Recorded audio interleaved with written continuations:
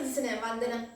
186 വർഷങ്ങൾക്ക് മുൻപ് 1869 ഒക്ടോബർ 2 ഗുജറാത്തിലെ പോർബന്ദറിൽ പിറന്ന മോഹൻദാസ് കരംചന്ദ് ഗാന്ധി എന്ന മഹാത്മാഗാന്ധിജിയുടെ ജീവിതം ഇന്ത്യ എന്ന ഉപഭൂഖണ്ഡത്തെ മാത്രമല്ല, മറിച്ച് ലോകത്തിലെ സമാധാന കാംക്ഷികളായ ജനങ്ങളുടെ എല്ലാം ഹൃദയങ്ങളെ ത്രസിപ്പിക്കുന്നുണ്ട്. കൂട്ടുകാരെ, ഒക്ടോബർ 2 ഗാന്ധി ജയന്തി, മഹാത്മാഗാന്ധിജിയുടെ ജന്മദിനം. ലോക മനസ്സിൽ സത്യത്തിന്റെയും അഹിംസയുടെയും സന്ദേശവുമായി ഗാന്ധിജി ഇന്ന് വീണ്ടും ഉയർക്കുകയാണ്.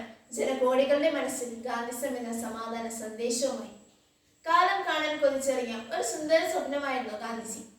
രാജഭരണം ആഭരണമണിയിച്ച ഇന്ത്യയുടെ ചരിത്രത്തിൽ തന്നെ വ്യവസായ ഖണ്ഡമായി നുഴഞ്ഞു കയറിയ ബ്രിട്ടീഷിനെ അഹിംസയുടെ പാതയിലൂടെ ഇന്ത്യൻ മണ്ണിൽ നിന്നും തുരത്താൻ പിറവിയെടുത്ത പ്രവാചക ജനമായിരുന്നു ഗാന്ധിജി. നിങ്ങളെ ഞാൻ ആക്രമണം പഠിപ്പിക്കുകയില്ല, കാരണം അതിലെനിക്ക് വിശ്വാസമില്ല. എന്നാൽ ജീവൻ വെടിയേണ്ടി വന്നാലും ആരുടെ മുൻപിലും തല കുനിക്കാതിരിക്കേണ്ടത് എങ്ങനെയെന്ന് നിങ്ങളെ പഠിപ്പിക്കാൻ എനിക്ക് സാധിക്കും എന്നരുൾ ചെയ്തുകൊണ്ട് മാനുഷിക മൂല്യങ്ങളുടെ ചലിക്കുന്ന മന്ദിരമായ ഗാന്ധിജി ഇന്ത്യൻ നാഷണൽ കോൺഗ്രസിൽ സ്വാതന്ത്ര്യ സമരത്തിന്റെ മുന്നണി പോരാളിയായി.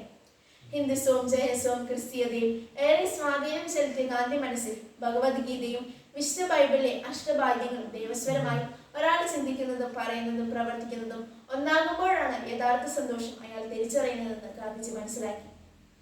മറ്റുള്ളവർക്ക് വേണ്ടി സേവനം ചെയ്ത് സ്വയം നഷ്ടപ്പെടുമ്പോഴാണ് നിങ്ങൾ നിങ്ങളെ തിരിച്ചറിയുന്നതെന്ന് ഗാന്ധിജി പറഞ്ഞു. ഭാരതത്തിന്റെ ഭാവവും താളവും രാഗവും എല്ലാം തന്റെ ഉപവാസത്തിലൂടെയും പ്രാർത്ഥനയിലൂടെയും സത്യാഗ്രഹത്തിലൂടെയും സമർപ്പിച്ച ഗാന്ധിജിക്ക് ധാരാളം ശിഷ്യഗണങ്ങളും ഉണ്ടായി.